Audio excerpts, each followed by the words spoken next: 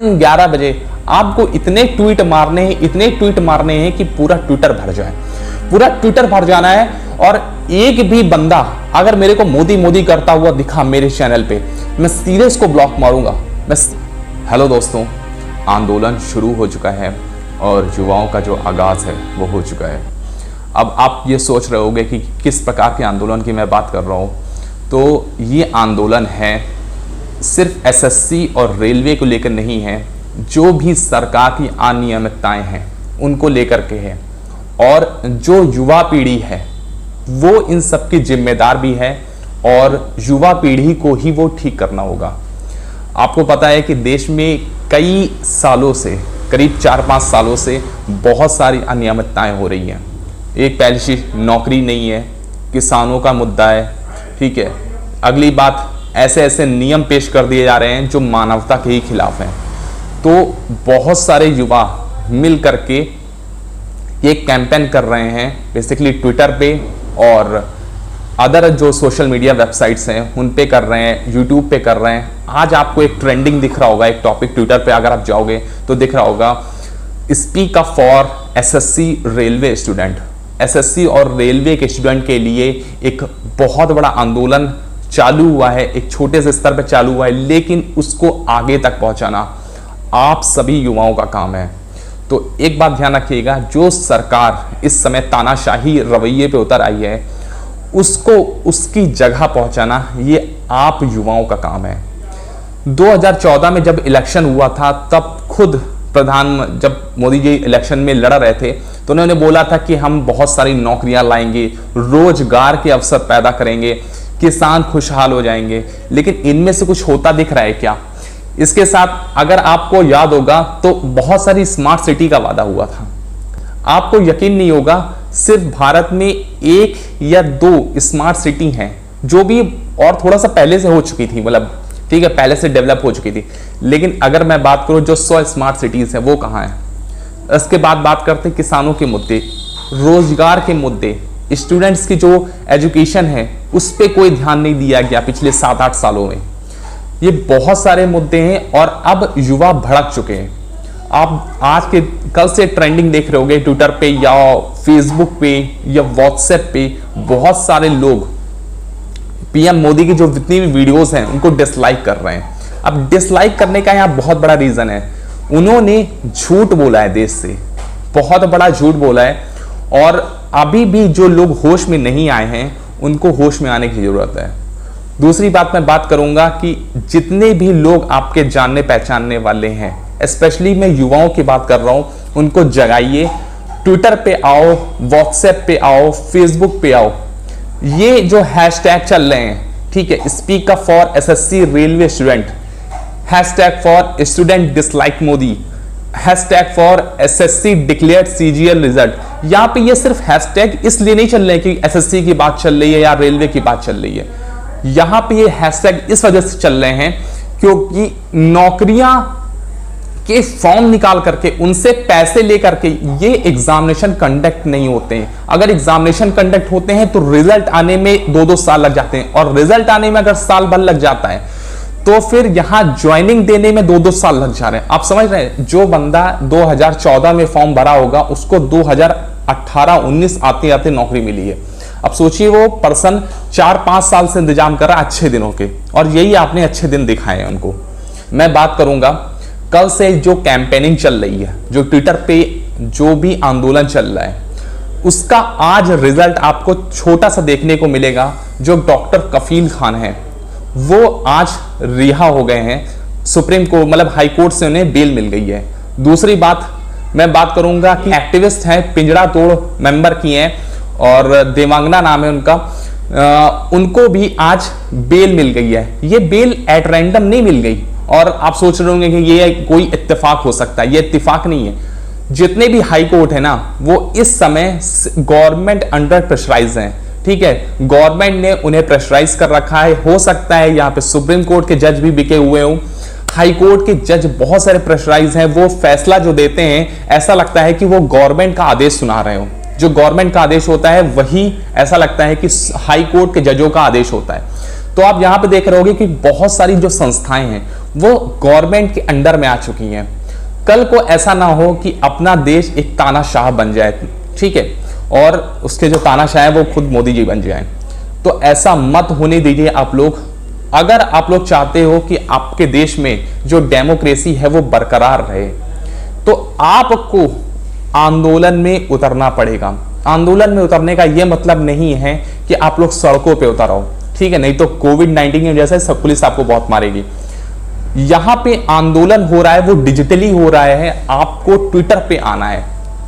आप लोग ट्विटर पे मैक्सिमम टाइम रहिए, फेसबुक पे मैक्सिमम टाइम रहिए, और ये जो हैशटैग हैं इनको यूज करिए। आप जो अपनी बात कहना चाहते हो, आज मौका है आप सबके पास कि आज अपनी ये बात कह सकते हो। मुझे एक बात बिल्कुल समझ में नहीं आती, आज जब अपना घर जल रहा है, अपना देश जल रहा है, करोड़ों लोग बेरोजगार हो चुके हैं, गरीब मरे हैं लॉकडाउन में, उसके बावजूद मोदी जी की जो फोटोग्राफी है और जो फोटोग्राफी सेशन चलता है वो तो खत्म होने का नाम ही नहीं ले रहा है। जीडीपी गिर रही है, लेकिन उनको मोर के साथ फोटो खिंचानी है, उनको अपनी दाढ़ी का प्रदर्शन करना है। अब सोचिए कि एक इंसान को इससे बिल्कुल भी फर्क नहीं पड़ता कि युवाओं के पास रोजगार है, उनके पास नौकरियां है या नहीं। आपने जो फॉर्म निकाल के रखे 2 साल पहले, आप उनका एग्जामिनेशन नहीं कराना चाहते। एक बात मैं बता देता हूं कि जो भी फॉर्म आते हैं या जो भी वैकेंसी आती हैं वो अपने मन से कभी नहीं आती, हर एक पर्टिकुलर डिपार्टमेंट से पूछा जाता है। जैसे मान लीजिए मैं रेलवे के अंदर हूं, तो रेलवे में बहुत सारे छोटे छोटे सेक्शंस होते हैं, तो उन छोटे छोटे सेक्शंस में ऑफिसर होते हैं, उनसे पूछा जाता है कि आपके यहां कितने लोगों की कमी है, या कौन कौन से ऑफिसर नहीं है, या कितने नोडल ऑफिसर नहीं है, या फिर कितने प्यून नहीं है, कितने क्लर्क नहीं है। तो उन सब के आधार पे लिस्ट बनाई जाती है और उनके आधार पे वैकेंसी निकाली जाती है। वैकेंसी कभी हवा में नहीं निकाली जाती, और जब वैकेंसी निकाली जाती है तो एग्जाम, जो टाइमली एग्जाम भी कंडक्ट कराना चाहिए। टाइमली एग्जाम नहीं कंडक्ट कराए जाते हैं, अपना तो जो है चुनाव है वो 2 महीने के अंदर खत्म भी करा दिया जाता है। अगर ऐसा ही नेताओं के साथ हो, अगर ये 2 साल पहले उनसे बोला जाए कि चुनाव आचार संहिता लग जाएगी, 2 साल बाद वो चुनाव हो, उसके 1 साल बाद रिजल्ट आए और उसके 1 साल बाद उनको शपथ ग्रहण कराई जाए और बोला जाए कि आपका 5 साल का पीरियड था, 4 साल तो खत्म हो चुके हैं, आपको 1 साल ही राज करने को मिलेगा, तो उनको कैसा लगेगा? तो ऐसा ही गवर्नमेंट जॉब में भी है। एक लिमिट होती है गवर्नमेंट जॉब में कि 60 साल तक आपकी रिटायरमेंट होगी, 60 से 65 साल वेरी करती है, ठीक है। तो यहां पे जो वेरी करती है, आपकी एक लिमिट होती है ना कि 60 साल तक ही आप नौकरी कर सकते हो। ऐसा तो नहीं होगा कि आप आगे भी नौकरी कर सकते हो, गवर्नमेंट जॉब की मैं बात कर रहा हूं। तो यहां पे अगर आपको टाइमली एग्जाम कंडक्ट नहीं कराया जाएगा, एक पर्सन का भी मूड होता है पढ़ने का। एक जब पर्सन तैयारी करता है तो वो पूरी दम लगा के तैयारी करता है कि वो 4 से 6 महीने में अपना जो है वो कोर्स कंप्लीट कर लेगा और फिर आगे एग्जामिनेशन के लिए एग्जामिनेशन देता रहेगा। एक एग्जामिनेशन नहीं निकलेगा, दूसरा एग्जामिनेशन देगा, दूसरा नहीं निकलेगा, तीसरा देगा। विद इन 2 ईयर के अंदर वो अपने बहुत सारे एग्जामिनेशन दे करके वो क्लियर कर लेता है।